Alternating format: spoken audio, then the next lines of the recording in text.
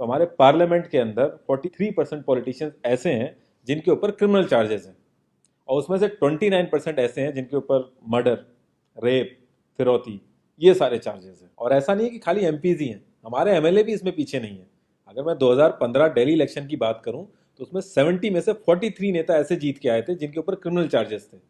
और अगर करंट की बात करें तो 37 एमएलए ऐसे हैं जिनके ऊपर क्रिमिनल चार्जेस हैं। और ये ऐसा नहीं है कि किसी ने आरोप लगा दिया या एफआईआर है, ये वो चार्जेस हैं जो सुप्रीम कोर्ट के अंदर फ्रेम हो चुके हैं। मतलब पुलिस गई है वहां पे, उसको एविडेंस कंफर्म हुए, आई विटनेसेस मिले हैं, ये वो चार्जेस हैं। ये प्रॉब्लम तो बहुत ही छोटी सी है कि पार्टीज क्रिमिनल्स को टिकट ना दें और लोग क्रिमिनल्स को वोट ना दें, लेकिन इस छोटी सी प्रॉब्लम के लिए 1999 से लड़ाई चल रही है और अभी तक इसका सोल्यूशन नहीं हुआ है।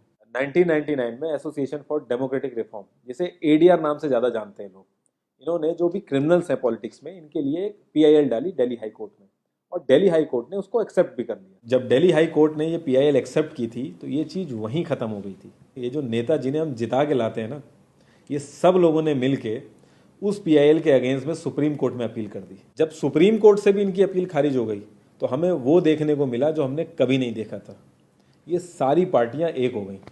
जब हमारे देश की सिक्योरिटी की बात आती है, उरी अटैक हो गया, बालाकोट हो गया, या हमले वाली सिचुएशन बनती है, तब भी ये पार्टियां एक नहीं होती।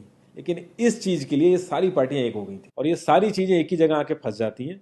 इंडिया के कानून के हिसाब से जब तक किसी भी आदमी के ऊपर फाइनल जजमेंट नहीं आता तब तक वो बेकसूर है, और उसी चीज़ का फायदा उठता है। अगर कोई आईएएस पीसीएस की तैयारी कर रहा है और उसके ऊपर क्रिमिनल चार्जेस हैं तो उसे ऑफर लेटर नहीं मिलेगा। यहाँ तक कि क्लर्क की जॉब के लिए उसको दिक्कत आ जाएगी। लाखों कैदी ऐसे हैं जिन पर अभी जजमेंट नहीं आया है, जो अंडर ट्रायल है, उनको जेल में डाल रखा है।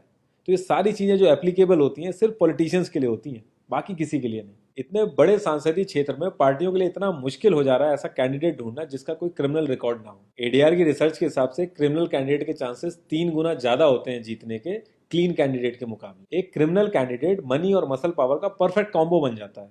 पार्टी के लिए फंडिंग इकट्ठी करनी हो, self financing, black money, campaigning के लिए फाइनेंस इकट्ठा करना हो, हर एक चीज में माहिर होते हैं। इसलिए पॉलिटिकल पार्टीज की ये पहली पसंद बन जाती है। पहले लोग इतनी डिमांड में नहीं थे, पहले वही भीड़ इकट्ठी करना, बूथ कैप्चरिंग, इन्हीं सब चीज़ों तक ये लोग लिमिटेड थे। लेकिन ये जैसे जैसे इनकी वर्सेटैलिटी बढ़ती गई, ये पॉलिटिकल पार्टीज की पहली पसंद बनते गए। यार पार्टीज की मजबूरी तो समझ में आती है, लेकिन कास्ट और सिस्टम फेलियर की वजह से लोगों की भी मजबूरी बन जाती है इनको वोट देना। आज की डेट में यार एफआईआर करने के लिए भी आपको जुगाड़ की जरूरत होती है, लेकिन वहीं अगर आप अपनी कास्ट वाले नेता के पास जाओगे तो आपका काम हो जाएगा, थोड़ा बहुत आपका हिसाब किताब देखेगा, आपका काम कर देगा वो। तो ये जो सिस्टम कमजोर है, ये मजबूर करता है लोगों को इन लोगों को वोट देने के लिए, और ये लोग पूरा ध्यान रखते हैं कि ये सिस्टम कभी स्ट्रांग ना हो। अगर तुम क्लोजली ऑब्जर्व करो तो हर नेता यही तो समझाने की कोशिश कर रहा है कि सिस्टम सारा खराब है, सिस्टम में ये कमियां हैं, और मैं तुम्हें इस सिस्टम से बचा लूंगा। और गरीबों के हक के लिए लड़ते लड़ते लड़ते वो खुद अमीर हो जाता है। यार जीतने का एक सुपर हिट फॉर्मूला है, एक एरिया डिसाइड करो, उस एरिया की कास्ट कैलकुलेशन कर लो, जो कास्ट मेजोरिटी में है उसका रॉबिन हुड टाइप या एक बाहुबली टाइप एक नेता खड़ा कर दो, जो सिस्टम काम नहीं कर पा रहा है वो काम तुम करने लगो, लोग तुम्हें वोट देने लगेंगे। इन केस अगर कोई ज़्यादा होशियार बन रहा है या लोगों में ज़्यादा समझ आ गई है तो एक छोटा सा दंगा करा दो, लोगों की मजबूरी बन जाएगा तुम्हें वोट करना।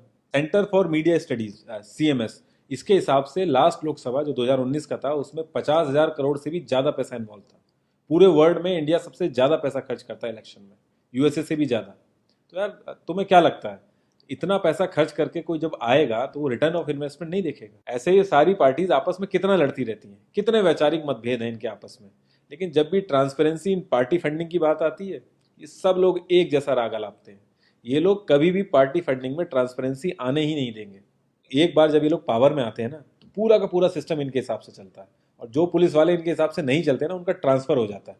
144 पुलिस ऑफिसर्स 1 लाख लोगों की सिक्योरिटी देख रहे हैं, और जब हमारे नेताओं की बात आती है तो 47,000 पुलिस वाले 14,842 नेताओं को सिक्योरिटी दे रहे हैं।